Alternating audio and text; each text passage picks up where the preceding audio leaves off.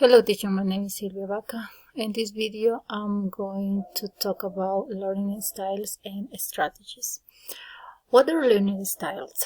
Learning styles refer to the preferred and most effective ways individuals acquire and process knowledge.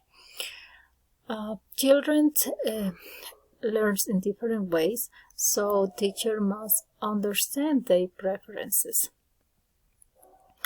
First, we are going to start with cognitive learning styles. For example, field-dependent learning is optimized when information is presented within a complete context. They understand a story well when saying the complete picture. Then we have field-independent, prefers clear steps, structure, and details. So they excel in activities that require precision. Analytic, work best alone and at their own pace. So they prefer individual activities such as reading exercises.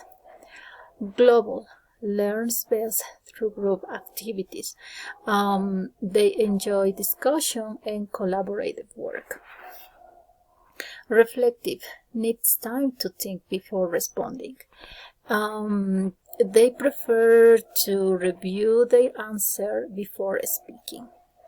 So then we have impulsive, respond quickly and takes more risk. So they participate without fear or making mistakes. Then we have sensory learning styles. Conceptual styles.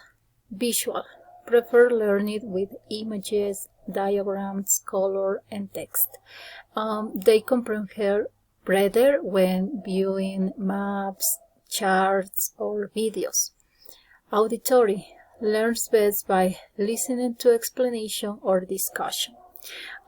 They pay more attention in spoken classes or with audio materials. Tactile, learns by touching objects or manipulating materials. Activities like assembling, drawing, or cutting help them. Kinesthetic, learns through movement and physical activities. So they learn best with role plays, games, or dynamics. For environmental styles, we have sociological, affected by social dynamics or who they work with. For example, they can learn better alone, in pairs, in group, or with a leader. Next, physical, sensitive to factors such as light, temperature, or the physical environment. They learn best in a quiet place with a good lighting or a comfortable space. Then we have personality style. Tolerance and ambiguity measures how comfortable a learner feels when working with uncertain information or multiple possible answers. So some students like ideas with many answers. They are not angry. Other students need clear instructions. For right and left hemispheres dominance, we have left brain, prefers analytical, structured, and logic-based learning. They learn best with clear grammar, rules, lists, charts, and patterns analysis exercises. For right brain, learns with a more holistic, creative, and spontaneous manner and prefers social or auditory activities. They learn best through songs, stories, group discussions, or creative activities like role plays. Now we are going to focus on learning strategies. What are learning strategies? Learning strategies are steps used by students to enhance their learning, develop skills, and manage their educational progress. Here we have cognitive strategies.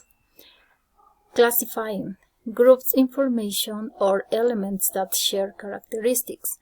For example, classifying vocabulary into categories like food, animal, or a school object, for example. Predicting anticipates content using cues like titles, images, or subtitles. Before reading a text title, for example, by weekend, the student predicts which activities will appear. Inducing identifies patterns or rules within the information. Discovering the past tense, for example, rule by observing several verbs ending in ed. Taking notes summarizes information in their own words to remember key ideas. After reading a text, writing brief points such as the main idea and key details. Another cognitive strategies are concept mapping. Organizes ideas visually by showing relationship between concepts. For example, creating a conceptual map of the topic. Inferencing uses prior knowledge to understand new or incomplete information, deducing the context from a phrase. Discriminating identifies the difference between main ideas and secondary details, focusing on the main concept, not supporting details. Diagramming represent text information using drawing or diagram, transferring information from a text to a labeled diagram. Next we have interpersonal strategies. Cooperating collaborates with other students to share ideas, solve problems, and complete tasks. For example, performing pair activities where each student contributes ideas to write a dialogue or complete a task. Role-playing represents real or imaginary situation by taking on a character to practice the language contextually. So, simulating a conversation in a store where the one student is the salesperson and other is the customer, for example. Then we have linguistic strategies. Conversational patterns uses fixed expression or phrases to start and maintain conversation. So, starting a conversation with phrases like "excuse me" or "can I ask you something?" Practicing. Practice activities or exercises to reinforce knowledge and enhance precision. So, doing daily pronunciation exercise or completing a grammar exercise several times. Using context uses the clues surrounding a word or phrase to understand its meaning. For example, understanding that one word has different meaning depends on the context. Summarizing identifies and presents main ideas briefly and clearly. So, writing a brief paragraph that explains the key points of a long reading. Selective listening focuses on key information without attempting to understand every single word.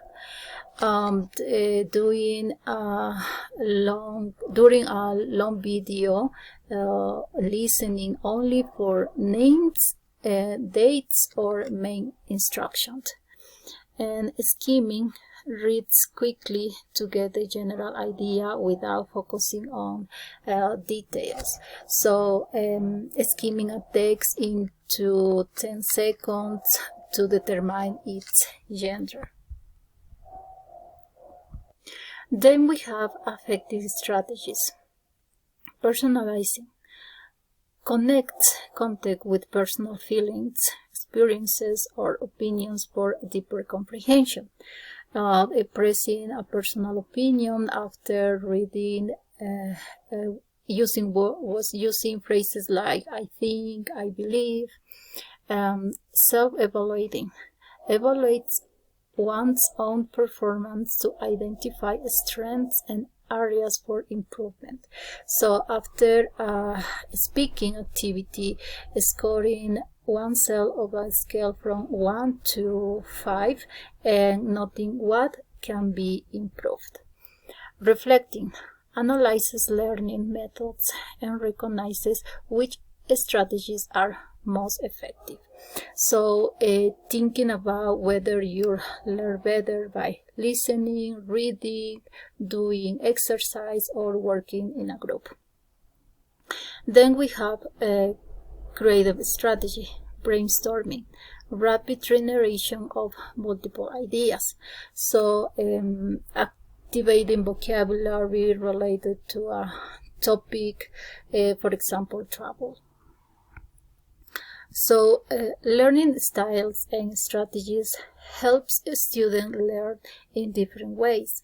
When teachers understand these differences, they can give better activities and support. This makes learning easier, more comfortable, and more effective for every student. That's all from me, teacher. Thank you.